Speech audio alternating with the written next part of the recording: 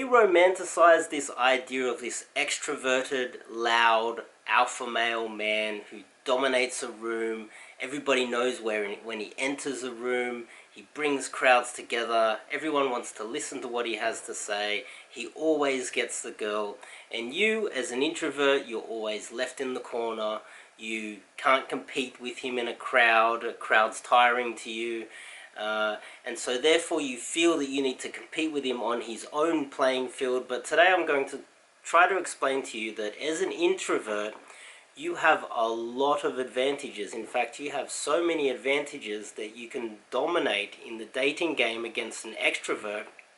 And I'm going to tell you what those advantages are and how you can play to your strengths, because you're probably not playing to your strengths, and that's what's letting you down when it comes to flirting with women and finding a girlfriend.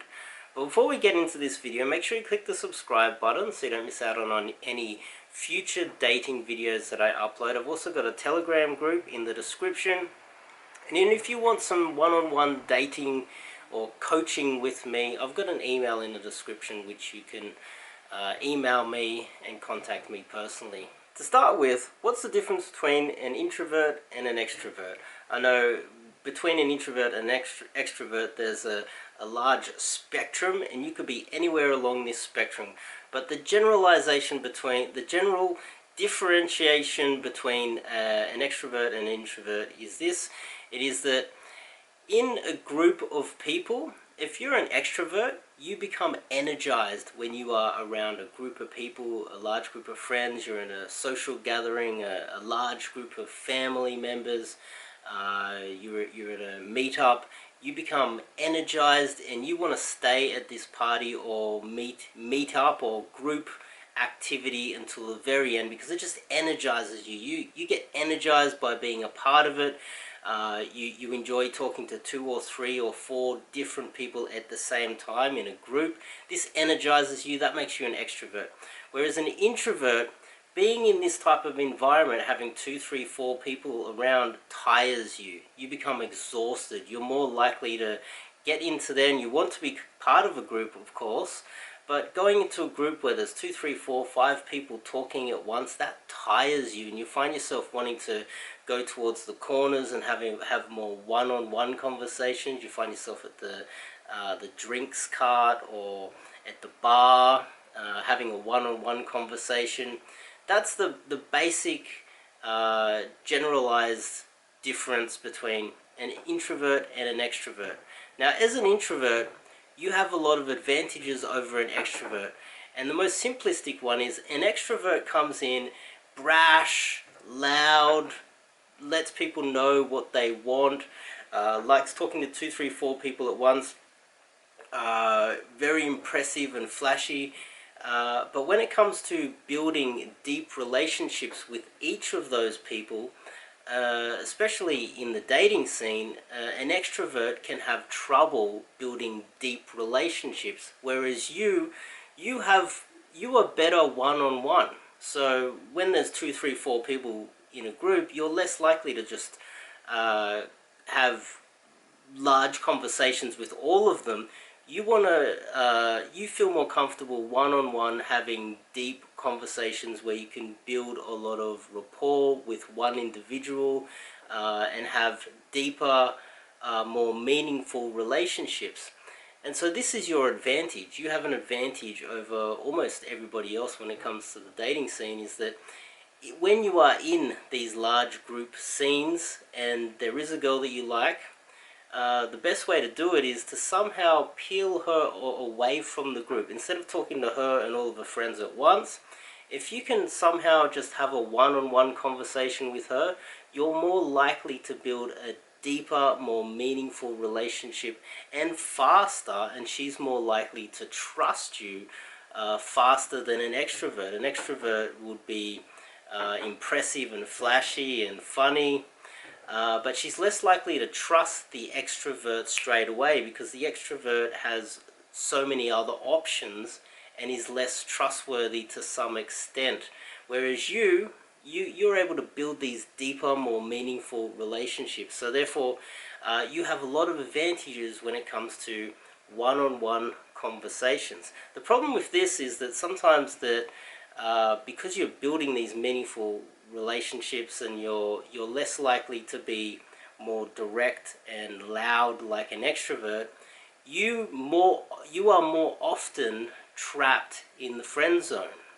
And so what you need to do is flirt a little bit more by letting her know that you find her attractive, and bring up a few little things. You don't need to openly say it, but you need to just hint smaller little hints that you find her attractive, and maybe touch her on the shoulder and maybe at the lower back. Let her know that you're not just a friend. You have more romantic interest in the girl. But as an introvert, you're more likely to be trapped in the friend zone because that's more your personality. As an introvert, you are less likely to enjoy chit-chat, small talk, these type of things. This is more the extrovert's superpower. It's not really your, it's more your weakness. But you're more interested in deep and meaningful conversations. You like talking about things that the meaning of life and politics and all of these deep and meaningful topics. But in the beginning of a conversation, you have to figure out how to start some small chit-chat. First couple of minutes, you need some basic chit-chat, canned lines, I guess, if you have to, before you can really get momentum into a conversation. This is a problem that a lot of introverts have, is that they're slow starters in a conversation. Another thing is, just say you're standing with a group of people, and there's one girl that you're trying to talk to, and other people can overhear your conversation. They're all friends, you're all friends, there's nothing wrong, you're having a little chat. You are less likely to feel comfortable if everyone else can hear your conversation. It will hamper you to some extent. So if you can somehow lead and get the girl away from the group so that there's not other people listening to your conversation, you're more likely to feel comfortable, and therefore you're more likely to give a good impression.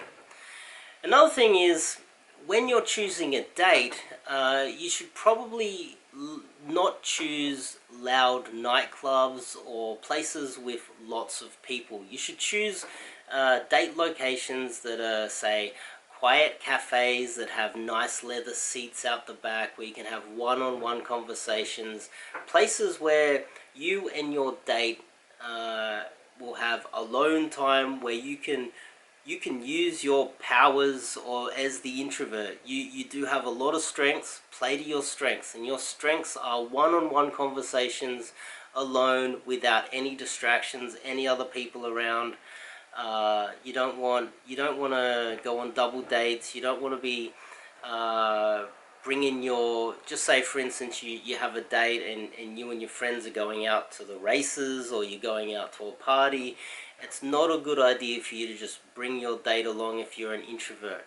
You really should play to your strengths, and that is taking them to these places where, just say a park, where it's just you and her, or to the beach and it's just you and her. You set up a picnic, or it's just you two together, so you can play to your strengths. And your strength really is building deep long-term relationships and trust, and you can do that a lot faster than extroverts.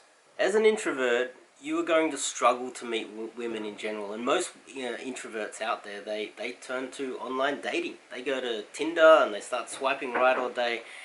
This is, in my opinion, the wrong way to go about it. I think going out and doing some day game, because the nightclubs don't really suit introverts. Going out and do some day game, that's something that I can teach you how to do quite easily. Another thing that you should be able to do quite easily is go to classes, art classes, drama classes, dance classes, any sort of meetups. There's websites out there where you can go to meetups for anything, yoga, you can meditation, and you're not the type of person who is going to just yell it from the, just go up to someone and just put it on the line straight away. you probably need a bit more time to get to know someone. So if you were to go to the same class many times and meet the same girl and build up a little bit of a relationship over several weeks, and then get up the courage to invite this girl out, as I said before, to one of these places that you can have one-on-one conversations, because that's your strength, remember, one-on-one conversations, and build some sort of a deep and meaningful relationship that way. This is probably the best way for an introvert to start to improve their dating life. Now, day game on the other hand, that's another way that you can do it. It does take a lot of work. This type of stuff cannot be fixed overnight. It does take a long time to fix. And finally, I have some questions for you, just yes or no questions. And if you could leave a comment in the leave a comment below with how many yes or no answers you had. Do you prioritize getting ahead more than having a comfortable life? Yes or no? Does performing about the same as others bother you? Yes or no? Does wasting time make you feel restless or uneasy? Yes or no?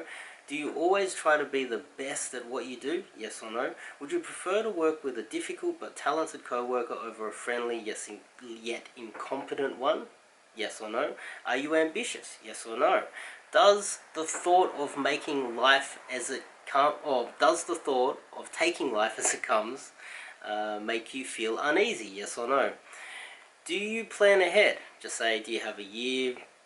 Do you plan a year ahead, 5 years, 10 years ahead? Yes or no? Would you resent being described as lazy? Yes or no? Do you feel driven? Yes or no? If you answered yes to more than 5 of those 10 questions, also leave a comment below and let me know what you got out of those 10 questions.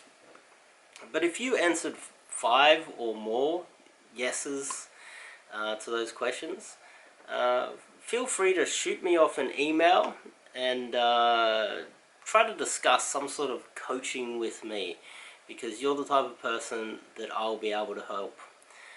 If you like this dating advice, make sure you click the subscribe button and click the bell icon so don't miss out on any future videos, dating videos that I'll be bringing out, and I'll be seeing you guys in the next video.